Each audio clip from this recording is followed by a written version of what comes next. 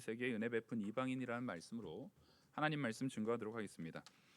우리가 이 다윗이 행하는 그 모든 내용들을 주로 보통 어떻게 바라보냐면 다윗은 훌륭한 왕, 그리고 하나님께 사랑받은 왕, 그리고 하나님이 항상 보호하시는 존재로서 일단 머릿속에 인식되다 보니까 사실 다윗이 얼마나 많은 고난 가운데 있었고 위기 가운데 있었고 시련과 어려움 가운데 있었는지를 자꾸 이제 쉽게 잊는 경향이 있습니다.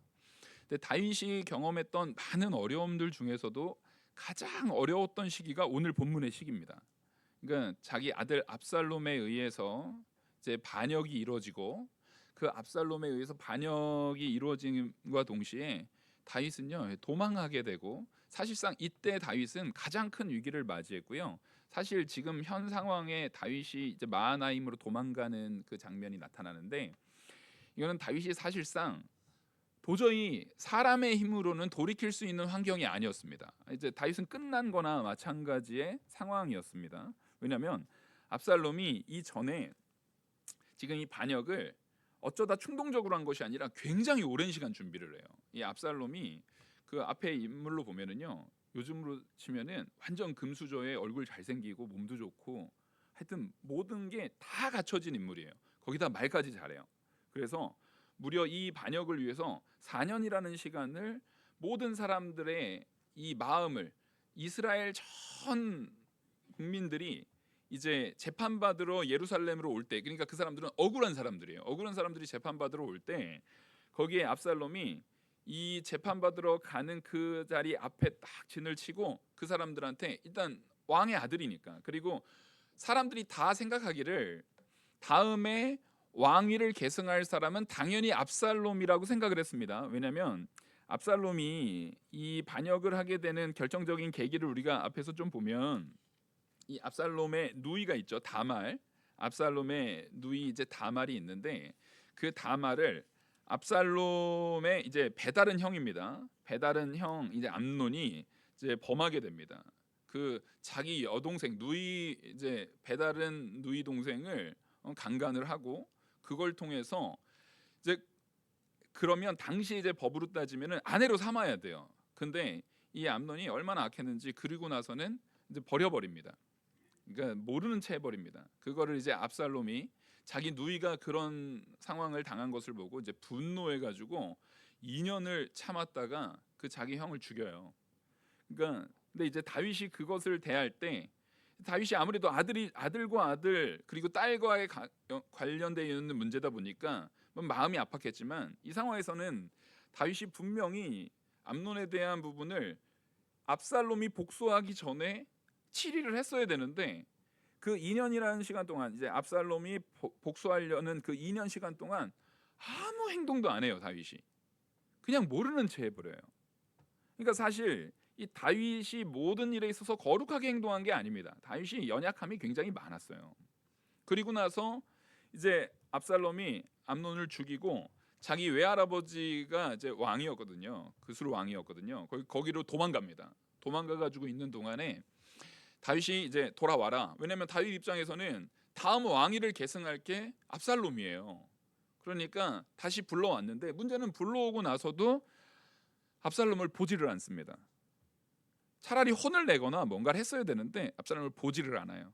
그러니까 압살롬이 그거에 대해서 마음에 이제 분노를 가지고 긴 시간을 이제 반역을 이제 꾀합니다. 반역을 꾀하는데, 그 사이에 이제 사실 이 압살롬의 반역에 있어서 이런 죄에 대한 하나님의 형벌이 내려진, 압살롬이라는 반역의 형벌이 내려진 근본적인 원인은 이 다윗 왕이 밧세바를 범하는 사건이거든요. 그래서 밧세바를 범하는 사건 때문에 하나님께서 이 다윗 왕에게 굉장한 책망을 하시고, 그 이후에 다윗 왕이 얼마나 큰 고난을 당할지에 대한 부분을 알려주세요. 그래서 사실상 그 결과로서 이 사건이 일어났다라고 봐도 무방할 정도로 그 굉장한 사건이었습니다. 근데 그 밧세바의 할아버지가 오늘 본문에 보면은 아이도벨 나오잖아요. 아이도벨. 이 아이도벨이 이 성경 전체에서 나오는 가장 최고의 지략가입니다. 이제 다윗이 이제 전쟁하거나 그럴 때 보면은요, 꼭 미래를 아는 것처럼 척척척 하거든요. 정말 하는 전술마다 다 엄청나게 잘해요. 근데 그거 다윗이 똑똑했던 게 아니라 이 아히도벨이 똑똑했어요. 그래서 아히도벨이 하라는 대로 했더니 다 승리를 한 겁니다. 그러니까 하나님께서 다윗에게 이 아히도벨을 붙여주신 거예요.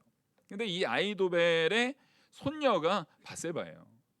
그러니까 아히도벨의 마음은요, 사실상 자기가 그 전략을 주고 자기가 보필을 해가지고 다윗이 이런 승리를 얻었고 그런 놀라운 결과를 입었는데 지금 자기 가문에 씻을 수 없는 치욕을 안긴 게 다윗 왕인 거예요. 그래서 다윗 왕을 완전히 다윗 왕 자체를 완전히 파괴시키기 위한 목적으로 압살롬과 같이 힘을 합쳐가지고 다윗 왕에게 반역을 저지르는 게 지금의 사건입니다. 지금의 상황이고, 여기서 지금 이 아히도벨은 다윗이 어떻게 할지를 너무 잘 알고 있어요. 그래서 지금 이 사건이 딱 마하나임으로 도망가고 있는 그 시점에서 다윗을 죽일 수 있는 가장 명확한 상황이었어요.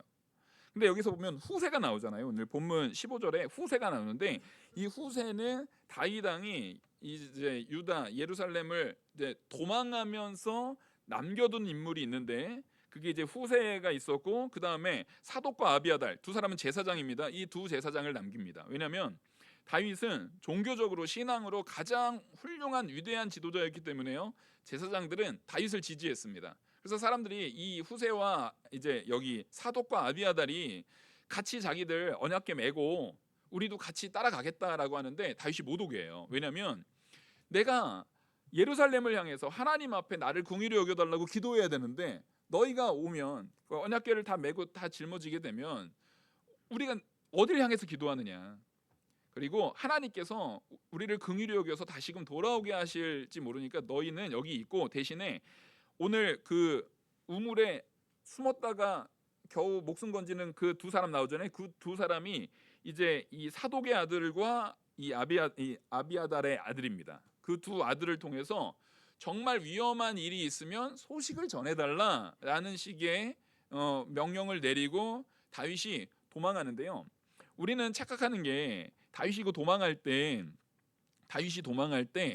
그래도 왕이었으니까 뭐 편안하게 군사들 동원해가지고 도망하겠다, 그런 개념이 아니에요. 지금 다윗은 얼마나 심각한 상황이냐면, 지금 이스라엘의 인구가요 100만 명이 훨씬 넘는 인구 중에 압살롬이 반역을 했는데, 그러면 우리가 생각하기에는 야, 저 압살롬 저거 못됐네, 저거 어디 감히 다윗 왕한테 저래 할 것 같은데, 아까 말했듯이 압살롬이요 워낙에 뛰어난 인물이었어요. 말도 잘하고 사람들의 마음을 다 훔쳤다라고 성경에서 나오고 있어요.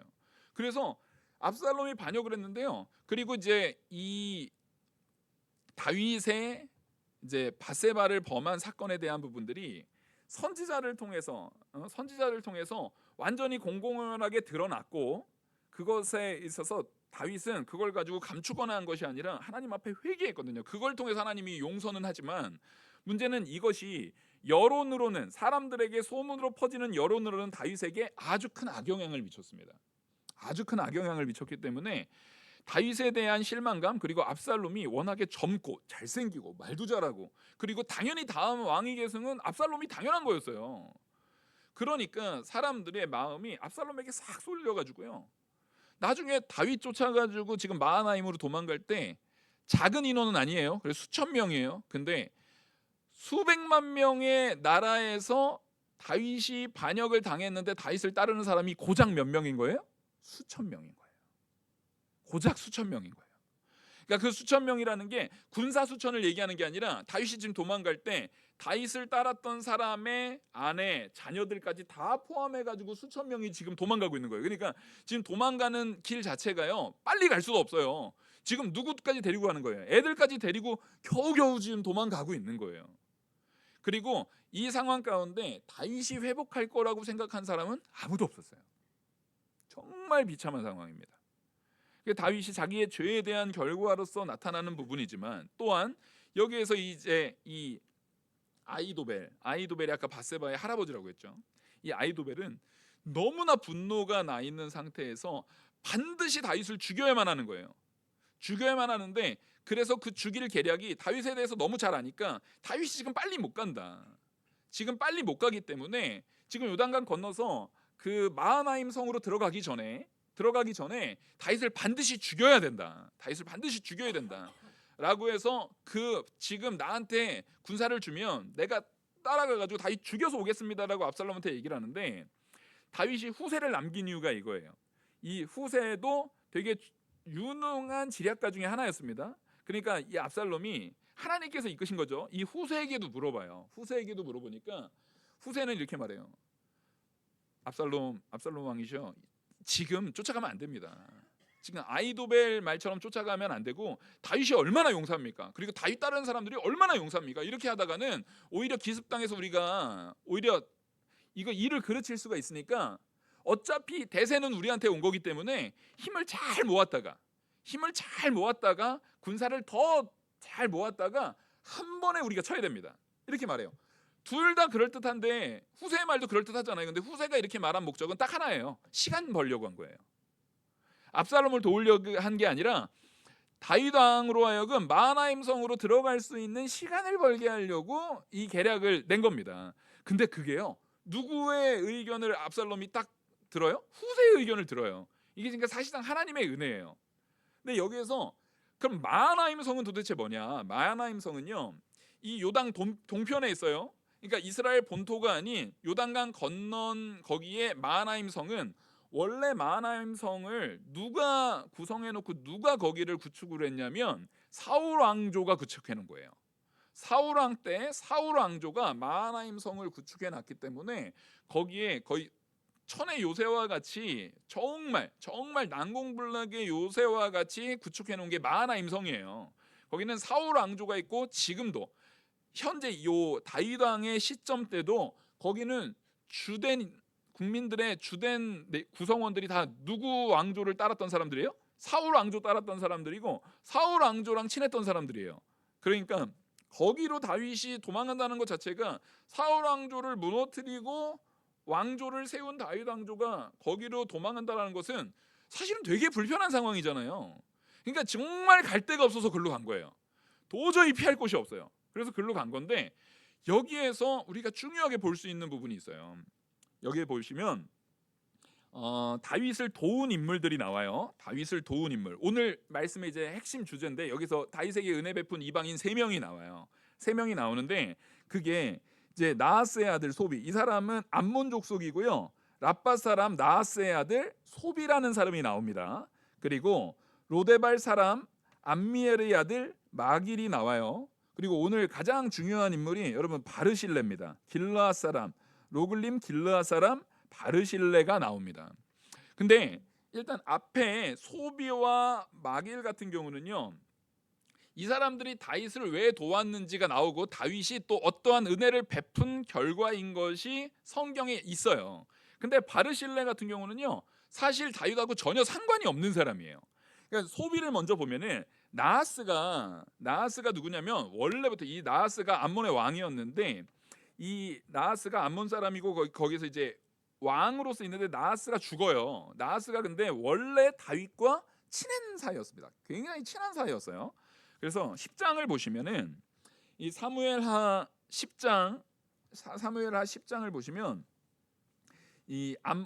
그 후에 암몬 자손의 왕이 죽고 그의 아들 하논이 대신하여 왕이 되니, 그러니까 지금 이 나하스가 죽고 나서요, 하논이 왕이 됐습니다. 암몬 자손의 왕이 하논이 됐어요. 그 하논이 누구냐면은요, 오늘 이 소비 형이에요.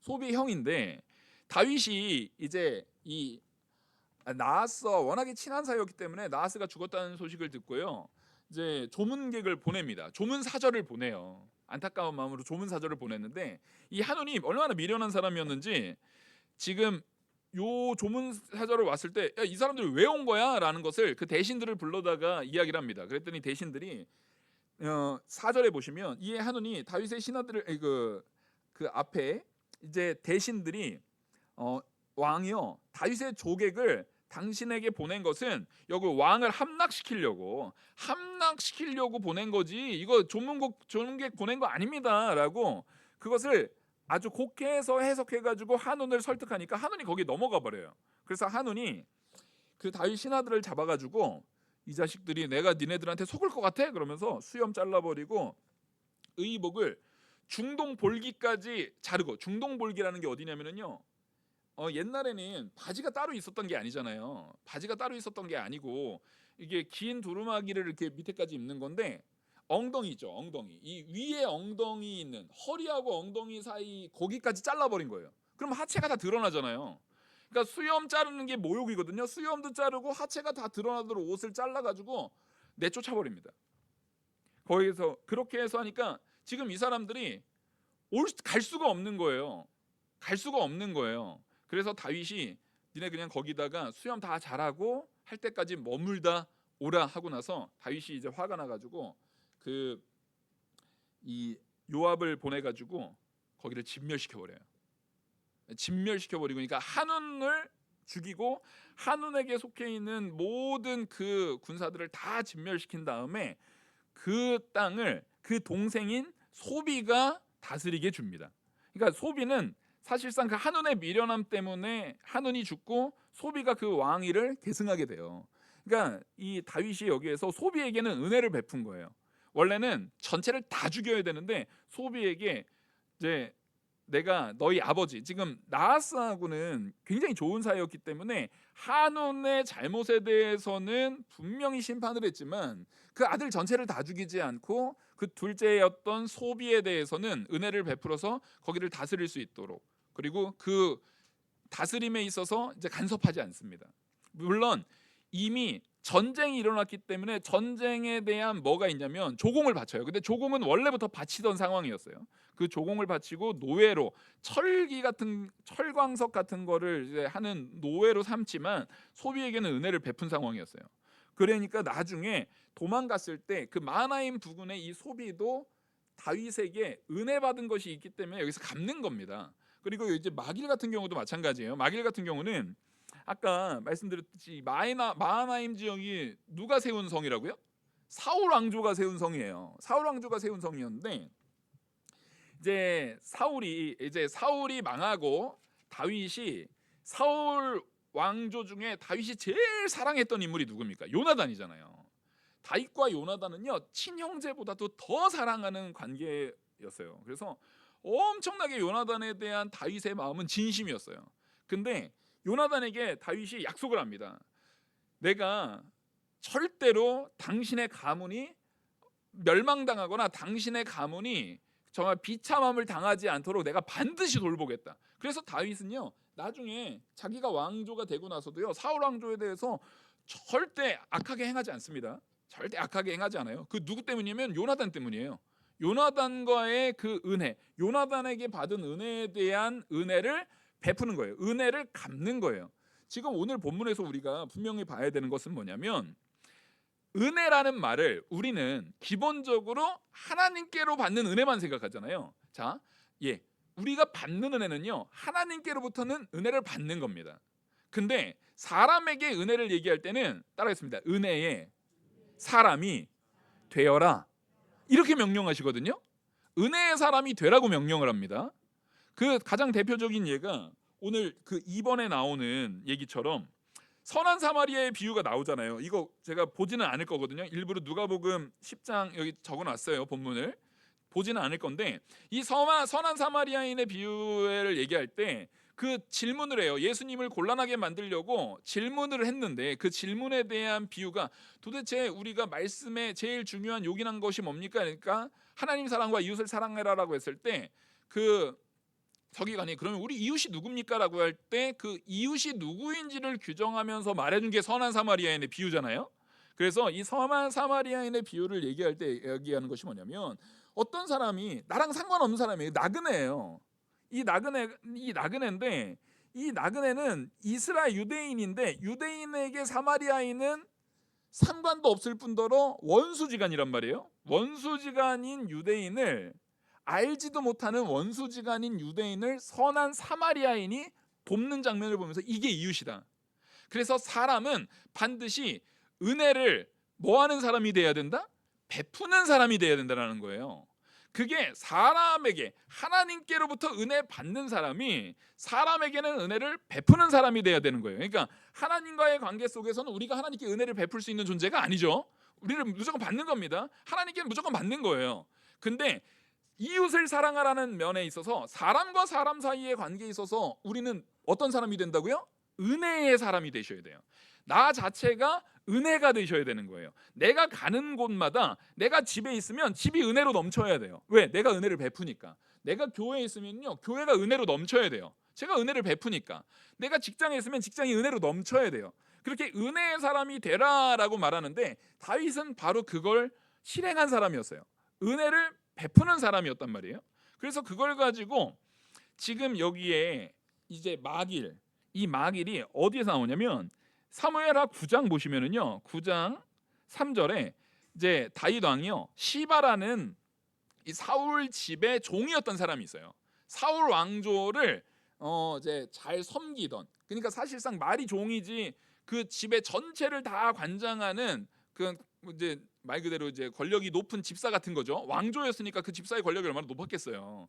그 시바를 불러다가 이렇게 말합니다. 3절에 왕이 이르되 사울의 집이 아직도 남은 사람이 없느냐, 내가 그 사람에게 하나님의 은총을 베풀고자 하노라 하니, 시바가 왕에게 이르되 요나단의 아들 하나가 있는데 다리 저는 자니이다 하니, 왕이 그에게 말하되 그가 어디 있느냐 하니, 시바가 왕께 아뢰되 로드발 암미엘의 아들 마길의 집에 있나이다 하니. 자, 이 마길이 바로 오늘 본문에 나오는 그 마길이에요.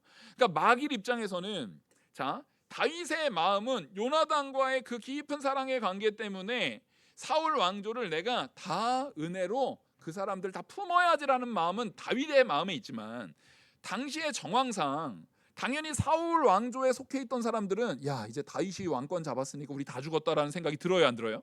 당연히 들죠. 원래 그게 정상이잖아요. 야, 이제 다 죽었다. 근데 그럼에도 불구하고 이 마길이 얼마나 사울 왕조와 끈끈한 사이에 있는 사람이었냐면, 그런 위험성을 다 마음에 두고도 그 요나단의 아들인 무비보셋을 데리고 보호하고 있었어요. 이 마길이 아주 그러니까 굉장히 좋은 사람이에요. 그러니까 다윗이 이제 사람 보내가지고 무비보셋을 이제 데려올 때 마길이, 다윗이 내가 무비보셋을 데리고 있는 것을 알았으니까 마길 입장에서는 뭐 했다라고 생각했겠어요?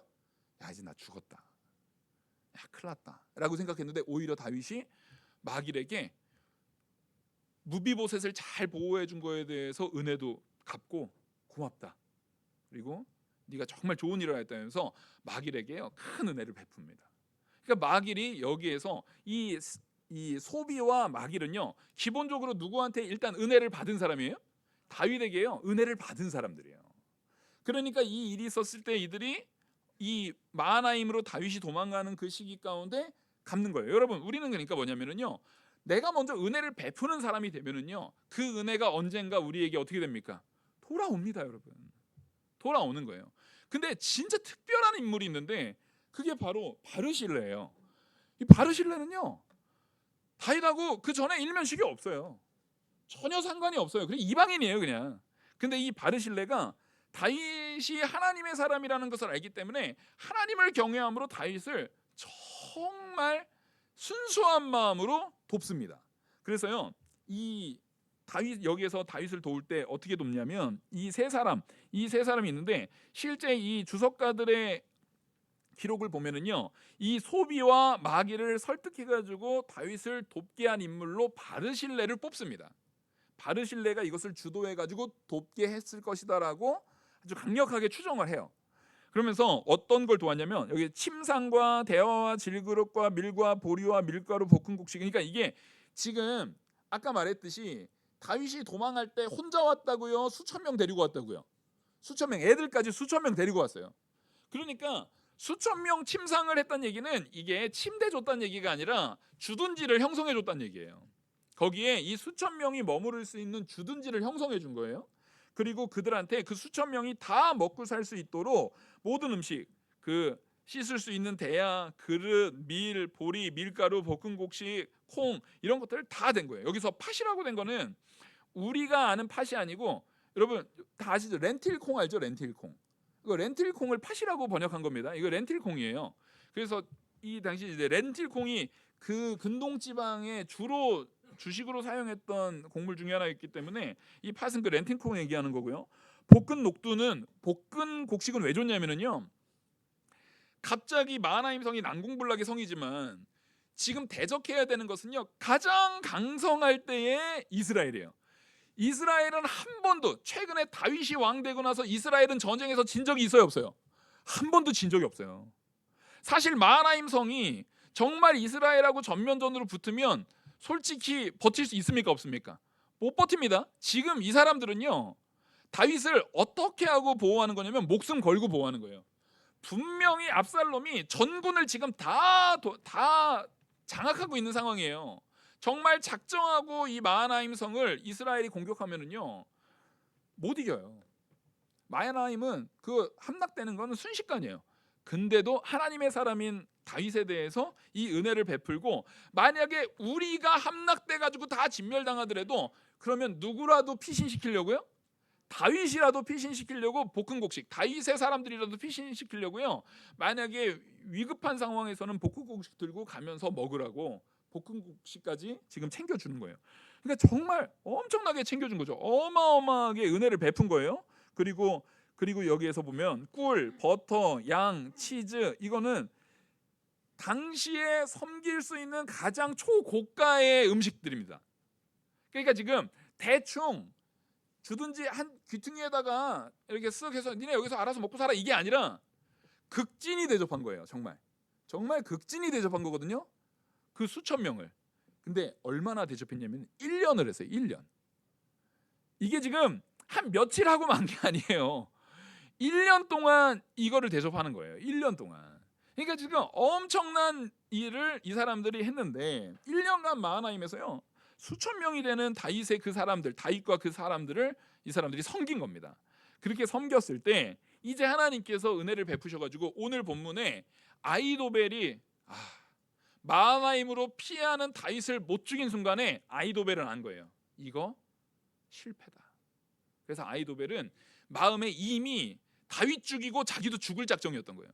너무 분이 나가지고 다윗을 저거 내가 사는 걸 내가 감히 볼 수 없다고 했는데 다윗을 죽이는 것을 실패한 순간에 오늘 본문에서 나오잖아요. 아히도벨 어떻게 합니까? 자기 집으로 내려가가지고요, 다 정리하고 자살해버려서 죽어버립니다. 이거 물론 여기서 우리가 볼 수 있는 건 다윗의 죄가 얼마나 악한 결과를 만들었는지를 보여주는 거예요. 그리고 나중에 압살롬도 죽죠. 그러니까 근데 여기서 우리가 또 하나 볼 수 있는 것은 뭐냐면 하나님께서는 반드시 성도인 우리에게 은혜의 사람이 되라는 거예요. 은혜를 베푸는 사람이 되었을 때 그 은혜가 돌아온다는 얘기예요. 근데 다윗이 아까 말했듯이 소비와 마길에게는 은혜를 베풀어서 은혜를 받았다고 치지만 바르실레한테는 은혜를 베푼 적이 없어요. 근데 전적으로 은혜를 받았어요. 바르실레한테 전적으로 은혜를 받았는데 바르실레가 얼마나 이 아무런 그런 거 없이 은혜를 베풀었냐면 그 이제 다윗이 이제 다시 예루살렘으로 귀환하는 19장의 이야기, 19장에 다시 귀환할 때 다윗이 이제 바르실레와 다윗의 이야기가 나옵니다. 이제 19장 31절을 보시면은요, 길르앗 사람 바르실레가 왕이 요단을 건너게 하려고 글로림에서 내려와 함께 요단에 이르니, 그러니까 바르실레가요 나이가 벌써 80이 넘은 사람이에요. 그 32절 보시면 바르실레는 매우 늙어 나이가 80세라. 지금으로 치면은요 한 100살에서 120살 지금 산 거예요. 진짜 엄청 장수한 거예요. 지금 그 말도 안 되게 장수한 사람인데 이 사람이 다윗 왕이 요단강 건너갈 때 마중까지 나오는 거예요. 다윗을 정말 사랑한 거예요. 그래서 마중 나와가지고 돌려보낼 때 다윗 왕이요 바르실레한테 같이 가자. 내가 당신 극진히 모시겠다. 같이 가자 했더니 바르실레가 나 이제 다 늙어가지고 먹어도 내가 무슨 맛을 알고 음악을 들어도 그게 뭐가 좋은지 알겠습니까? 그냥 저는 여기에서 우리 조상의 묘소에 묻히겠습니다 라고 말하고 딱 하나 부탁하는 게 있는데 뭐냐면 그 아들이 김함이에요. 제가 이거 말씀 준비하면서 자꾸 김함 하다 보니까 김함인이 생각이 나는데 훌륭한 인물이 될 수 있는 아주 김함. 이름이 김함인데 이 김함을 바르실레가 맡기거든요.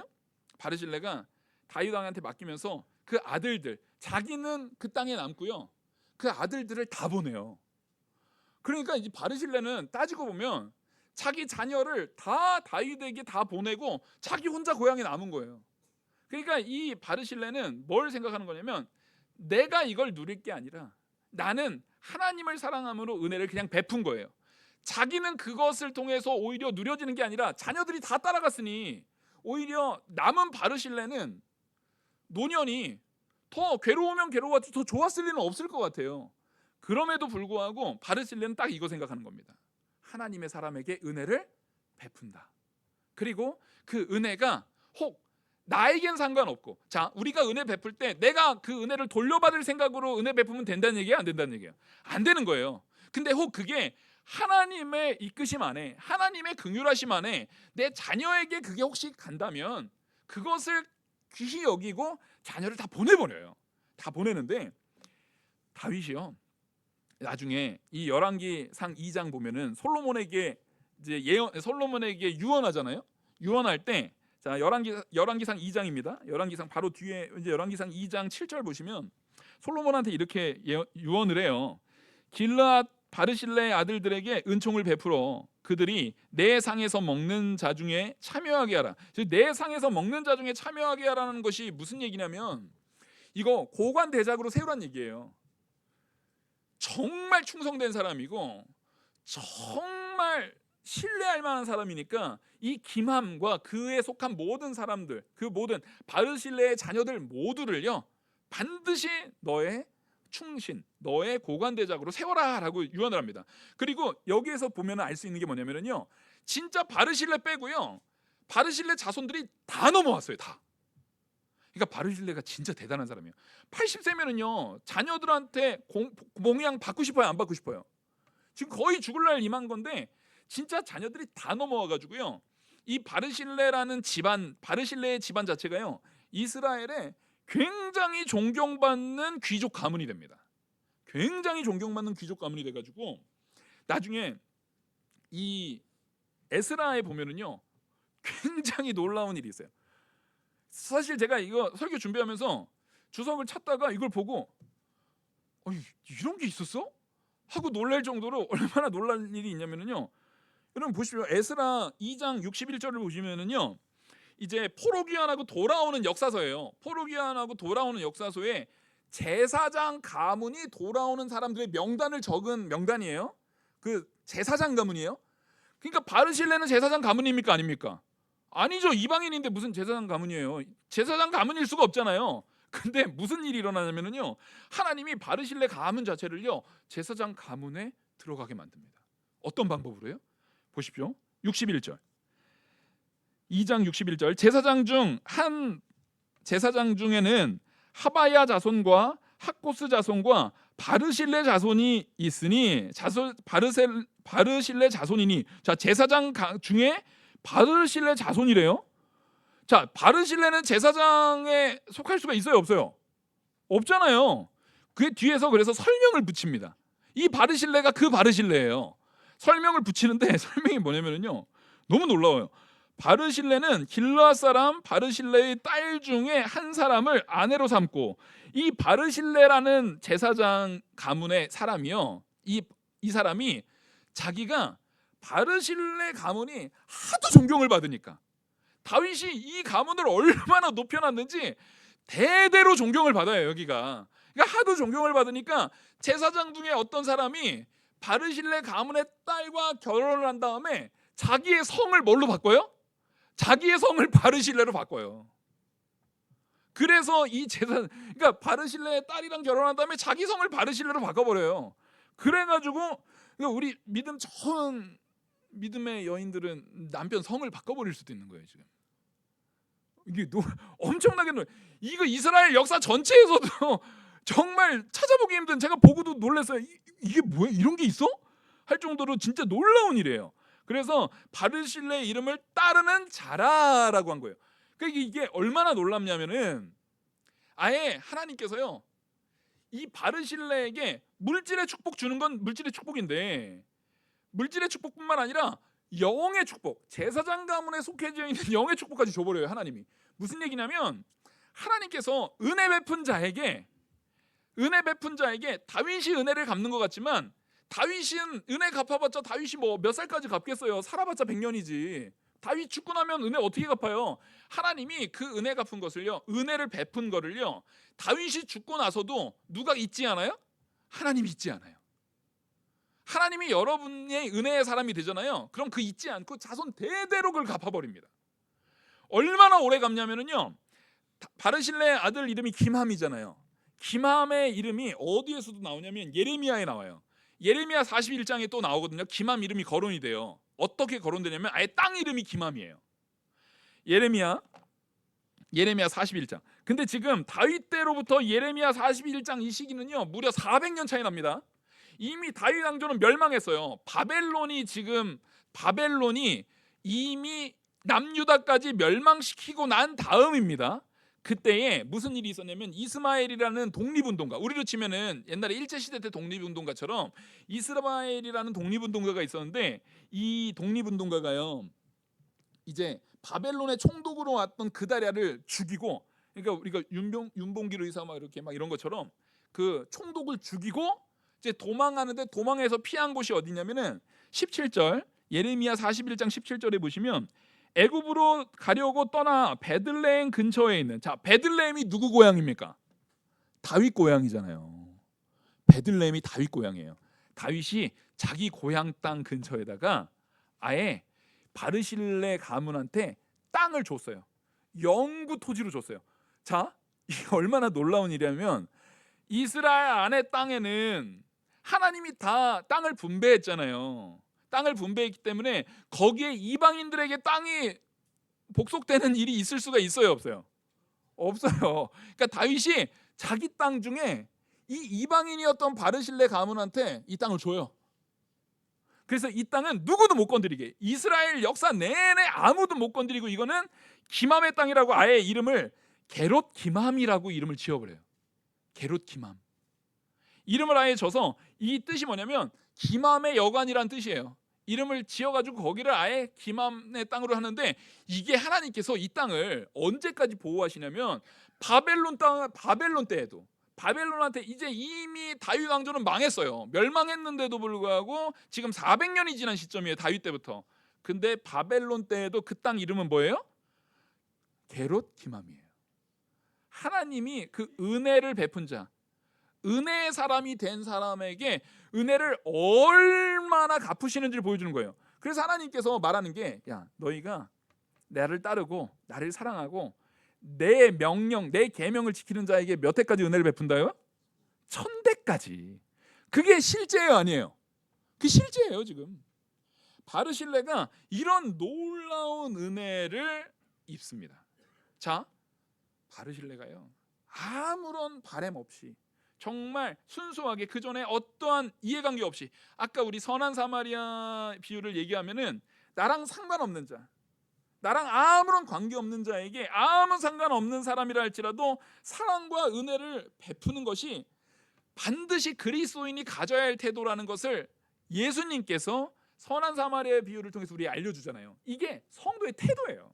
성도가 그런 태도를 가질 때에 누가 반드시 그 은혜를 베풀어줘요? 하나님께서 반드시 은혜를 베풀어요. 그래서 제가 아까 말씀드렸듯이 하나님과의 관계 속에서의 은혜의 관계는 전적으로 우리가 뭐하는 관계예요? 받는 관계예요. 근데 사람과의 관계에서는 내가 은혜를 뭐하는 관계가 돼야 돼요? 베푸는 관계가 돼야 돼요.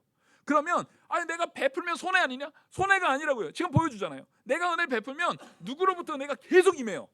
하나님께로부터 은혜가 계속 임해요.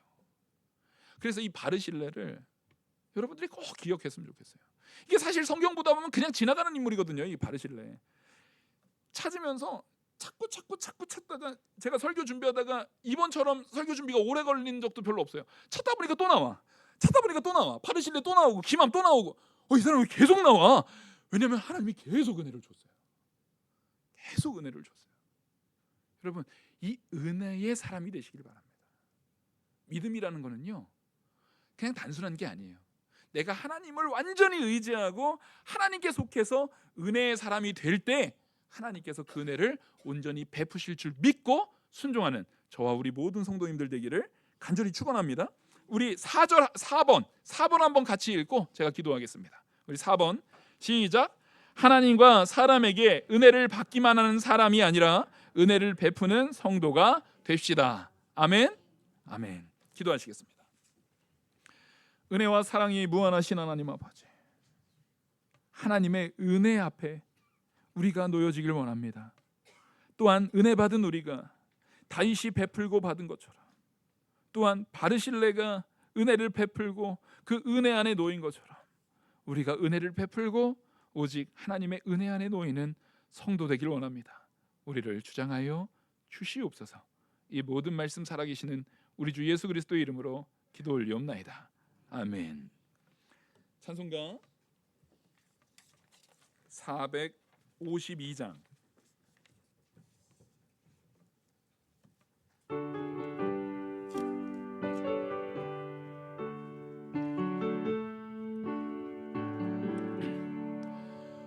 내 모든 소원 기도의 제목 예수님 닮기 원함이라.